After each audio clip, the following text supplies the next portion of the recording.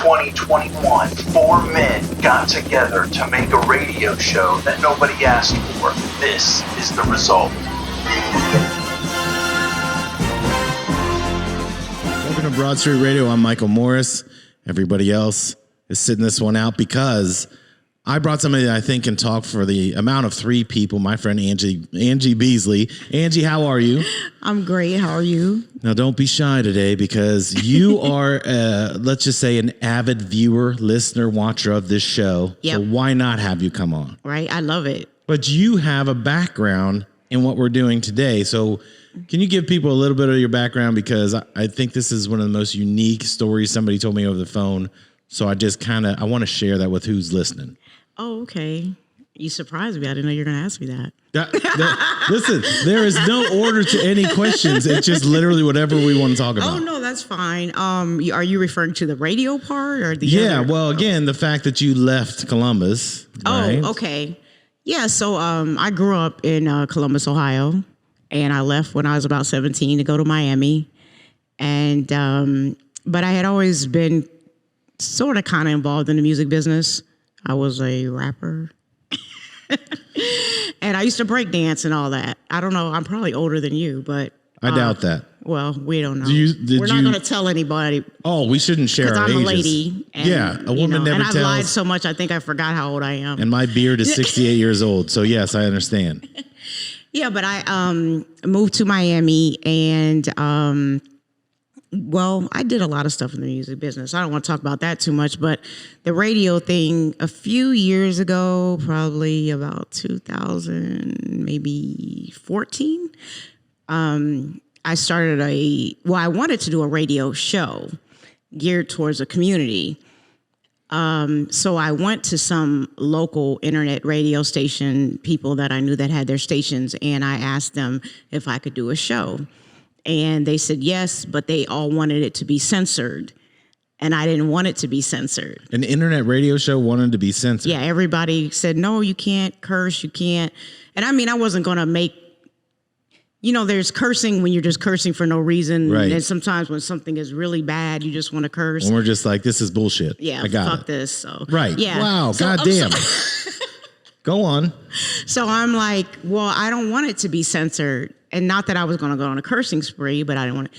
Anyway, long story short, so I kept asking, and the type of person that I am is if I can't get something done with someone else, I'll just do it myself.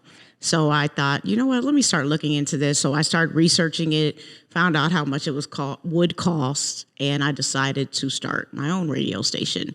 So, and I got a business partner, Ben Hopp, who's a DJ. Well, he was a DJ and a sheriff for Miami. That's normally how it works. You're in law enforcement and you're doing radio. Yes, that's how it goes. Right. Yeah.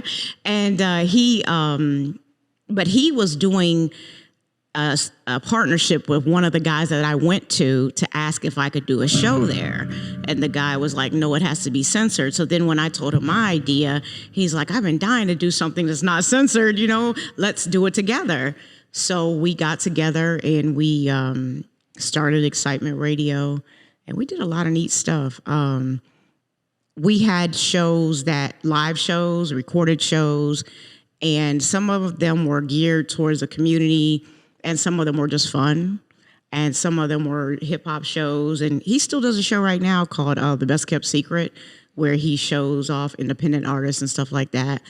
My thing was more the community thing, community awareness and stuff like that. We interviewed Trayvon Martin's mother, Muhammad Ali's daughter, Angela Davis, and a whole bunch of different people.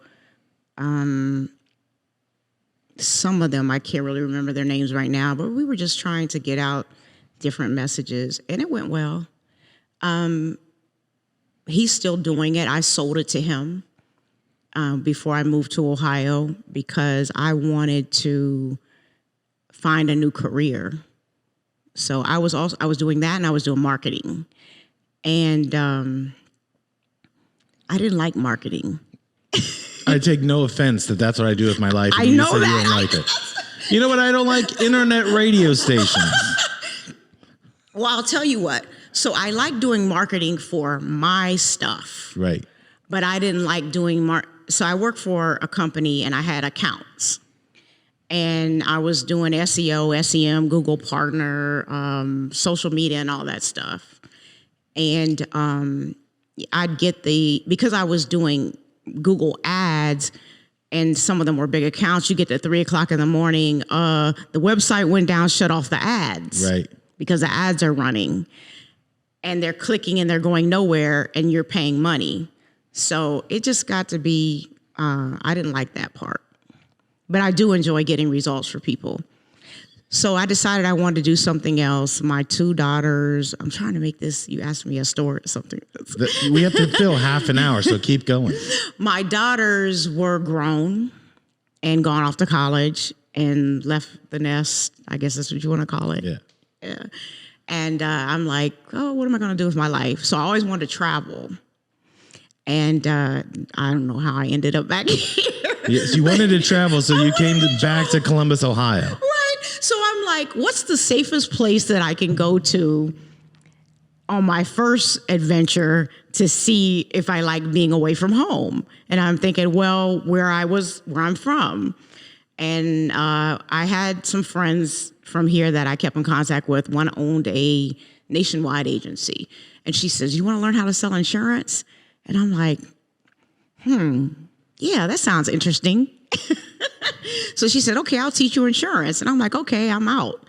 And I decided in July that I was going to come back to Ohio, and I was going to learn how to sell insurance. And I also checked out Chicago. But since I knew absolutely no one there, I decided no. And everybody kept telling me about the murder rate. And don't worry, Columbus is catching up. I noticed. So you're not going to miss that. If you want to get shot, Chicago and Columbus, come there, get a T-shirt. Right. So, yeah, that's kind of weird to me because living in Miami 30 years or so. Ish. I never saw or heard about the amount of shooting and killing that I've seen here, which really shocks me. So anyway, I came back here and I started selling insurance, and I love it. And I think it's weird that I love it. Well, coming from having an entertainment background, getting into insurance, it's a perfect way to step right into it. It's not really. My question to you is, you've kind of been on your own, started your own things over and over again, right? Mm-hmm. Being an entrepreneur, I think there's a lot of people that, especially during this time, there's a lot of people, like we were talking on the phone the other day, there's a lot of people that just aren't working, right? Yes. Because they don't want to go work for some big corporation, or they're not paying enough. The reason I wanted you here is you're the person that started multiple businesses on your own. What would you have to say to those people that are sitting there like, I don't want to go back to work for him or her or them? What would you say to those people about finding the thing that you're passionate about? Well, the first thing you have to do is a needs assessment. So I was able to jump up and run over here and do whatever I wanted to do because my 2 daughters are grown. And they both probably make more money than me. So they don't need me. When you have a family, you have to take care of your family first. So you can't just get up and go, ooh, I'm going to go do this and have fun and do my passion. But you can. So when I started Excitement Radio, I was working for a marketing and advertising place. And even though it wasn't the best thing in the world, it wasn't that bad, but I did have to go work for corporate. And then I was a lot of sleepless nights. I used to stay up working on Excitement Radio until 3, 4 o'clock in the morning. And then sometimes I would get back up at 7 or 8. Well, I had to because I had to go to work. I didn't miss work. I was very good at what I did. And I was always wanting, no matter what situation I was in, to do the best. So even if it wasn't my company and it was the other people's company, and even if everybody, oh, they're making all the money, I still wanted to shine. Right. And so I wanted to make them the most money. And it kind of carries over. But sometimes you have to sacrifice and you have to do 2 things. Or sometimes you have to do it on the weekends. But as long as you start, my mother used to say, the time is going to go by anyway, whether you do something or not. So you start doing what you want to do. And if you don't know what you want to do, you try different things and you just make time. But your point was you had another job and started this project, right? I think passion project is the wrong way to say it because, there's a lot of people that like you like to fish. You're not going to make a living being a fisherman, right? I wish. Or a fisher lady. But you could find ways to do things to create, like if your background was entertainment, you created your own source of entertainment news, right? Yep. A lot of people will say, oh, if I had the chance, I would do this. Right now, in the last 18 months, you have the chance to do anything. Now, it's a lot harder, but people aren't standing in your way whatsoever because there's really no rules anymore. Like, I always forget what day it is, right? Yeah. Go ahead. You were going to say something. No, I'm saying you're right. I kind of do that when I'm like agreeing with someone. I got you. We're getting in sync here. And I was in Miami and everyone I was around was Hispanic and I have the whole, we always, everyone moves their hands a lot. But that's how my family was too. R.I.P. to all the ones that are still on the island. But what I will say is you have to figure out what the thing is that if you didn't get paid, that you would pour your time and effort into it, right? Mm-hmm. Sometimes you have to keep that job that drains you to help you make this happen. Like everything we're doing right now, like if Nate, who's recording this and will edit this, and he's going to take everything you said out because it's not that good. But if he didn't have true, Nate? No.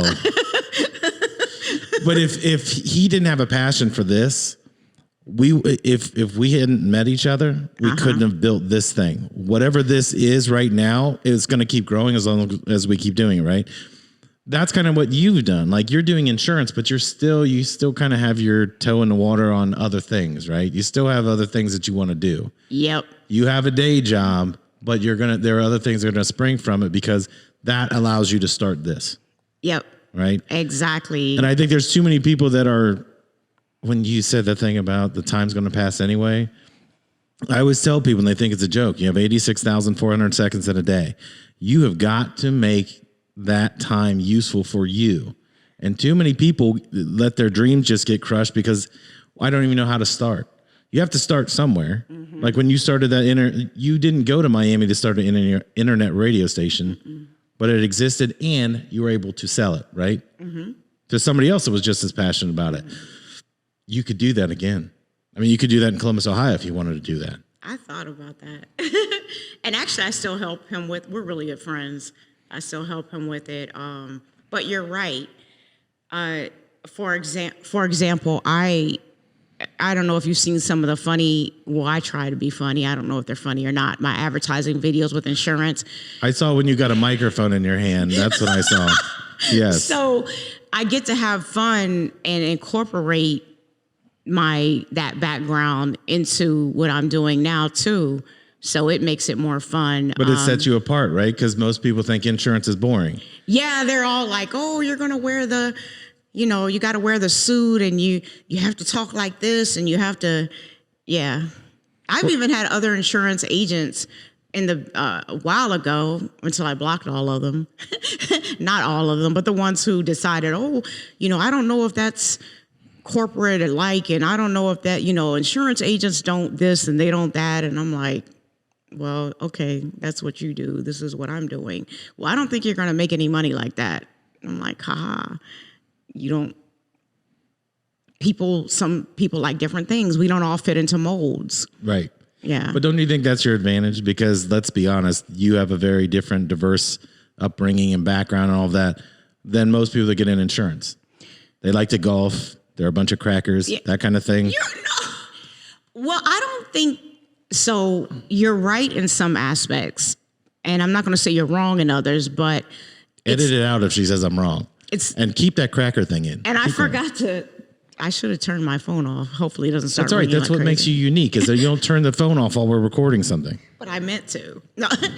So I think that, so this is something interesting. From sitting in my radio station, and we had like 24 radio personalities, but that equaled to about 14 shows because there'd be a host and a co-host on the show. And sometimes I just go and I'd sit in the office and everyone would come to me and they'd start telling me their stories about their life.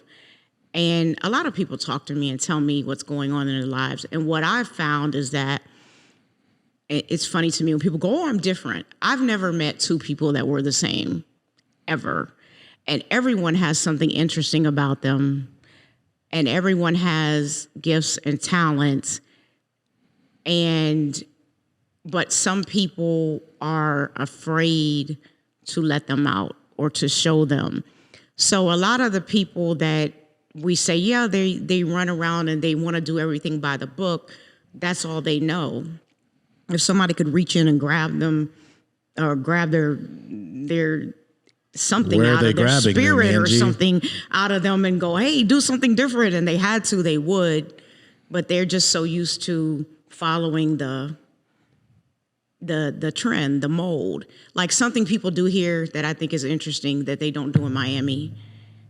Because, Miami is a bunch of people from other countries who came over here like, oh my God, the American dream. Legally, they came. Go on. Well, I'm just kidding. Half of them are illegal.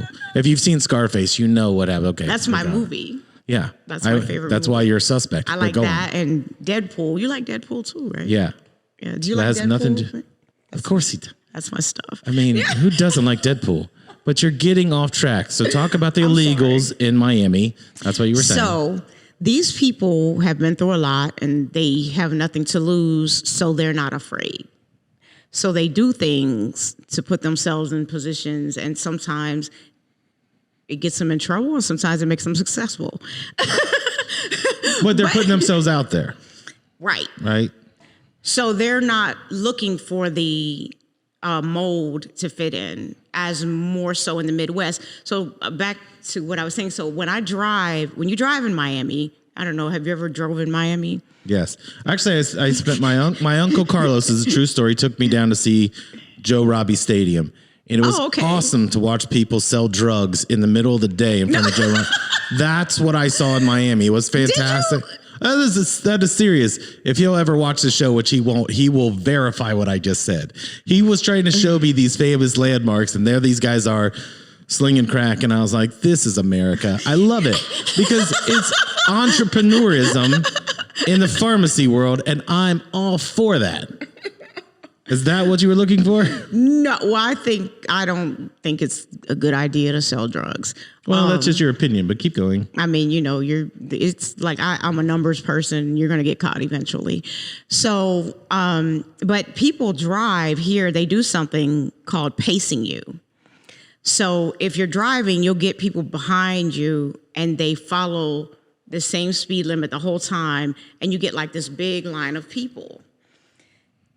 They don't do that in Miami. Everybody goes around you. Everybody's going faster or everybody's going slower. You'll never find 2 or 3 people going the same speed because, I observe a lot of stuff. It's like they're more doing their own thing. Right.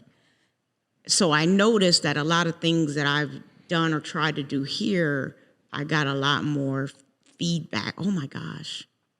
Well, because it goes against the norms, right? And I think that when you get out to the either coast or you get to Florida, things are a little bit more, people are willing to take chances. That's why you moved there or you were born there. So you have a lot more people that maybe their family didn't originally come from the United States. So they took a chance. So then they look back and they go, well, if you made it here, I can sell insurance too, right? Or whatever it is. Mm-hmm. In the Midwest, I think people are so afraid to stick out that they'd rather just take that 9-to-5 job that they hate and they think, I'll do this for 35 years and get a watch. That doesn't exist anymore. Get a watch. Well, I can remember that was the thing going through high school and getting into college and like, you'll get a job and you'll be there until you retire. And it was like, if the entire premise is that there's an end line here, mm-hmm. Why do now that's all I'm thinking about is getting there. And you have people that to this day are still, I just want to retire here. They're in their 50s and 60s. Did you enjoy it? I hated going there every single day. Why would you choose that kind of life when you could make your own things? Yeah, you're right. You're right. I mean, again, you're in the insurance world, but you started your own firm. You didn't go to somebody else's firm and you're not just a cog in the machine. Right. If you fail, 100% it's on you. But if you win, It's Yes. also yours. Yes. And your name's on your company, right? Yeah. Like I put my name on, so I'm embarrassing my entire family every time that I mess something up because it's their name on it. But when we win, they get all the credit too, and then they still go, "Yeah, but you did that thing over there." But still, at the end of the day, your name should mean something. When you're doing whatever it is you're doing, if you don't give it everything you got, you're trashing your family name, in my opinion. Right. That's why it's easier when you name your company Tesla and it loses money, and it's not Elon Musk, even though we associate it, but. I think you should put your name on your business because that also makes you wake up earlier in the morning to really put the time in and make it successful. That's a good point. That's the express reason why I did it is always a reminder that, and this is just my own personal viewpoint, but if you're going to be an entrepreneur, first of all, you need people to know who you are, right? So if you're going to network and all that, Yes. it's so much easier to say I'm with Morris Media or Beasley Insurance, right? Than to say I'm with State Farm of Grove City, whatever it is. Mm-hmm. At the end of the day, I need you to do business with me, not with my company or whoever I represent, right? Yes. And it's funny you say that. Well, you made me think of two things when you were saying this stuff. That's why you started Morris Media, right? Right. Because you wanted to have your own thing. Well, when I started this also, there were a lot of people that wanted to see me fail because I came out of the corporate media world. And I kept saying, if we did things just a little bit differently, like I'm no genius. All I was saying is like, you're talking about cars, right? Mm-hmm. If you keep following the same patterns, you're going to get the same result. I never saw anything new come out of it because take media in general. YouTube is just television. True. That's all it is. It's just television that we can create on our phones or how Nate's recording or whatever and edit the thing. It's still television. When you get on Facebook, that's the same thing as a phone book. That's the same thing as a newspaper if they're putting articles on. There is no new thing. It's just the delivery system of how it works. Right. So when you look at people that are on Twitch, for example, there are people playing video games or doing talk shows and all that. It's still just TV. But everybody gravitates to what's new without realizing this isn't new. This is just CNN pays people millions of dollars to read off a teleprompter. These people have no teleprompter. What you're seeing is this shift in people that are believing the person without the teleprompter. Right? They don't trust what they see on regular TV because it's an outdated model. Now you look at CNN, they're going to put a streaming channel on that's going to be it's going to be live 24 hours. Because now when you're on that streaming platform, it's new, it's cool. It's still the same material going back and forth. Yeah, you're right. I didn't think of it that way. But when you were talking about internet radio stations, I remember when that was like an up and coming thing. Yeah, right? But the difference is you had to know where to find it. So how do you have to market it? You have no marketing budget because you probably spent it on the boards and the equipment and all that. Today with Twitter, Facebook, Instagram, and YouTube, like this show is on YouTube. We don't promote it anywhere else and somehow you saw it. Yep. Right? All you're trying to do is find that audience that's going to come to you. And that's any business. If you own a restaurant, if you own an insurance company, whatever it is, you're just trying to appeal to 0.5% of the population that might want to buy something from you. And you've got a business. Yeah. People build this up to be, that it's so hard to start a business. It is hard in the beginning. But there are people you could talk to and say, how did you start? And they'd be more than happy to tell you. That's true. As long as you're not competing with them. Right. Like you wouldn't teach me how to do the insurance game. Yeah. Because I would run you out of business in 2 minutes. Right? But I would be glad to teach you how to do this, but you already kind of know it. It's how do you get the word out about what you do?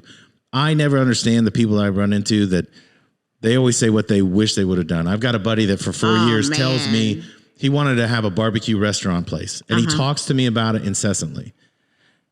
I don't own a building to put your thing in. I don't know why you're telling me this, but I can tell you how to market it. I can tell you how to build it. Right. But he won't do it because the security of getting that check every 2 weeks, he'd rather do that than do what he really wants to do. Yeah, it's frustrating when people come to you, and well, for me, and it sounds like it is for you too, and they tell you, I want to do this, I have a dream, I want to do this thing, and you just want to go, well, just do it. A lot of people actually start selling plates and stuff out of their homes, and you're not supposed to. But hey, people do it, and that's how they get the money to open their restaurants. Right. A young lady in Miami that used to do my daughter's hair, She started in her house, actually in Section 8. And she was doing hair from the time she had kids, and she was young, and she was doing hair from the time she woke up in the morning till like midnight. And now she has a beautiful salon on a main street down there, but you have to find a way. One of the things that I could say inspired me or made me feel like I had no choice was seeing people get fired. Mm-hmm. And then also being fired myself after getting a raise and being promoted. So how do you get fired after getting a raise and being promoted? Well, the company I was working for wanted to do kind of gloss over some numbers of what kind of traffic a client was getting, and I didn't want to. So after my promotion and raise, I was fired.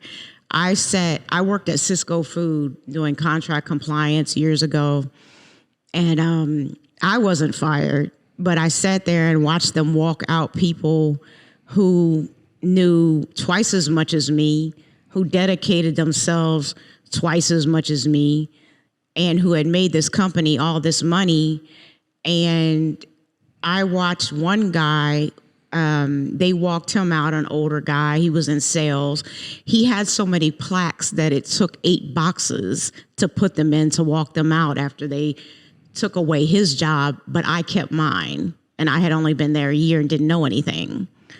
That right there made me feel like, I can't rely on someone else to be there. Right. Who knows what they're going to go through or what's going to happen to them, where tomorrow they're going to say, hey, we don't need you anymore. So yeah, that was my eye opener. So definitely, if you want to do something, do it. Or try to do it. Without even asking the question, you ended on a downer. That's how we like to end these shows. Angie, first of all, you're fired. Thank you for coming in. We're going to bring you back in a couple weeks. You've been listening to Broad Street Radio, and we will see you next week.